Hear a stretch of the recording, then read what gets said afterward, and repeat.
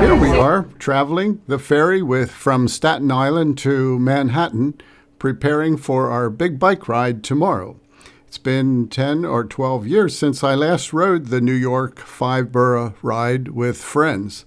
But this year, our sons invited me to ride with them as they had never ridden this ride before. You register online, however, we now need to pick up our packets the day before, which means we need to travel to New York City on Saturday for Sunday's ride, which I must say was a lot of fun. Since I was last here in New York City, this Hudson River Greenway bike trail was completed in 2015. It's a 12-mile long bike trail, and it connects with a 32-mile bike trail all around the perimeter of the island of Manhattan.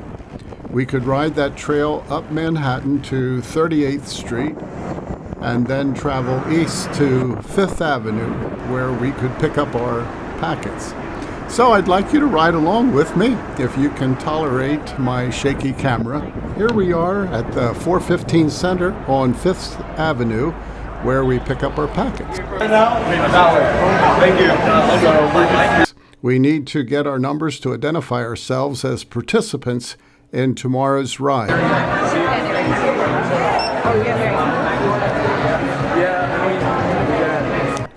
They have capped the number of participants at 32,000 since 1999, and they always sell out. This done, we'll get back on our bikes and check out the city landscapes and look for a place to eat. We chose to eat at Empanada Mama restaurant, complete with plantain chips and yuca fries, and it was great. Then we traveled back to the bike trail, checking out some of the amazing new architectural wonders of construction. And the Highline Walking Trail. The Highline Walking Trail is a elevated railroad bed that's been converted into a park.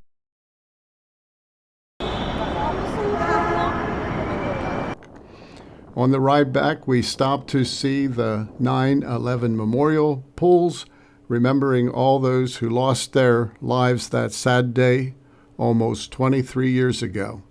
This was still under construction when I last visited New York City.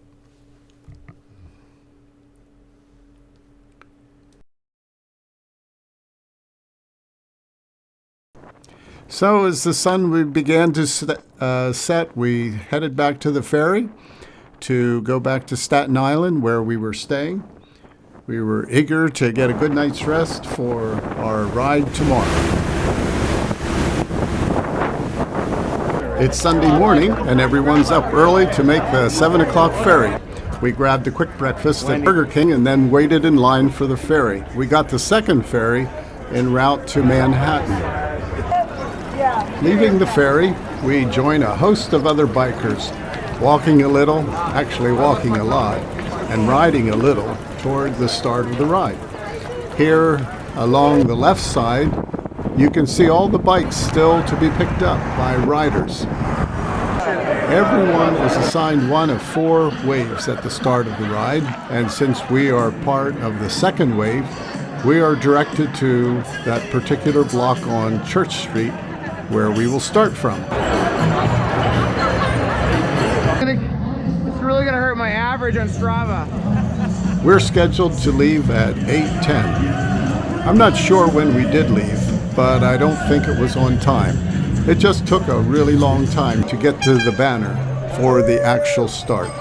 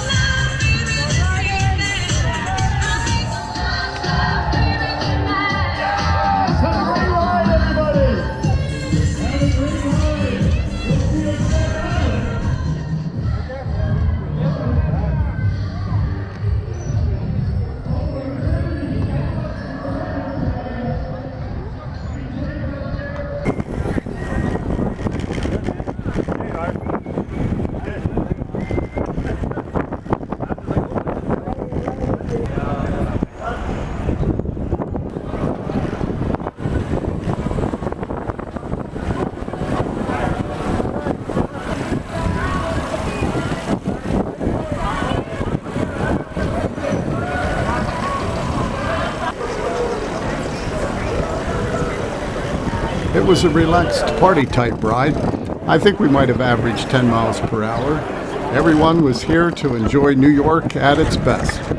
So many people along the way gave a hearty welcome to all us folks from out of town. We traveled up Church Street to 6th Avenue until we came to Central Park, where we took a right on 59th and then a left around this beautiful park.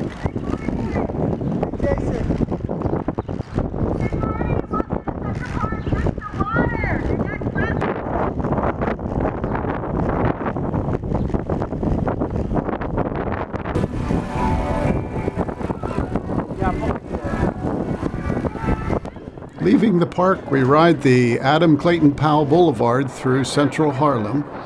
It's just amazing how New York City literally shut down most of the side streets for really most of the day. Only on rare occasions did we need to stop for traffic on this 40-mile road. In fact, I think this might be the only time that I stopped on this whole trip.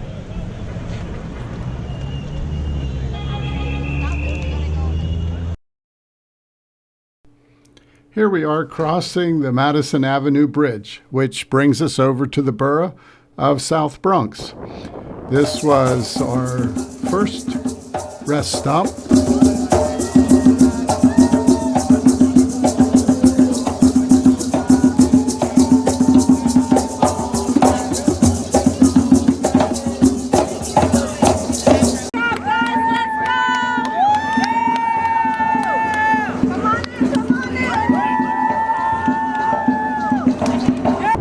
We just do a small loop into Bronx before we cross back to Manhattan on the 3rd Avenue Bridge.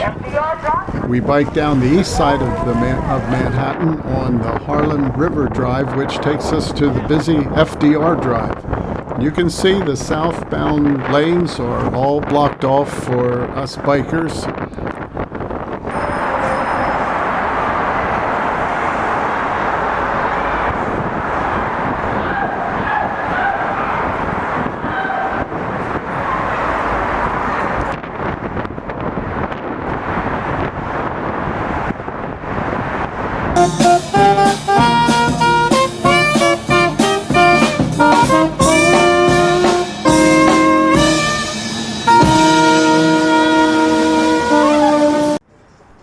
Finally, we arrive at the Ed Cox Queensboro Bridge.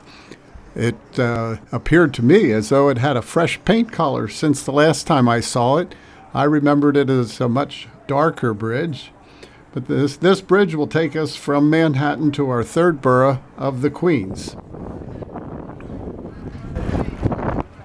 Riding north in Queens, we came to Astoria Park. This park is right under the Robert F. Kennedy Memorial Bridge, or the Tri-Borough Bridge connecting Manhattan, Bronx, and Queens. We helped ourselves to loads of bananas and filled our water bottles and enjoyed a welcome break.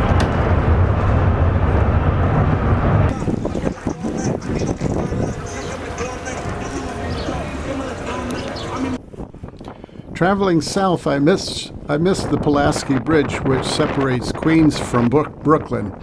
But we're in Brooklyn now, and traveling toward the goal we're all looking for, and that is the Verrazano Narrows Bridge. This ride probably is the easiest distance ride anyone could ride, as there are so few hills. The bridges represent the only real hills one needs to climb. And from a distance, the Verrazano Bridge looks like it's not steep at all, but once one is on it, and because it's really long, it does represent the biggest challenge of this ride.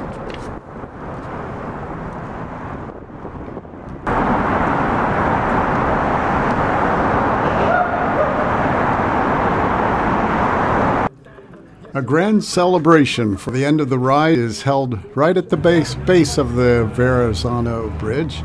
Actually, it's not the end of the ride, as we still have 5 or 6 miles to go yet to get back to the ferry or our car. But it is symbolic and a perfect place to celebrate. To remember your day, take it along on your bike. Yes, yes. I think we're all finished.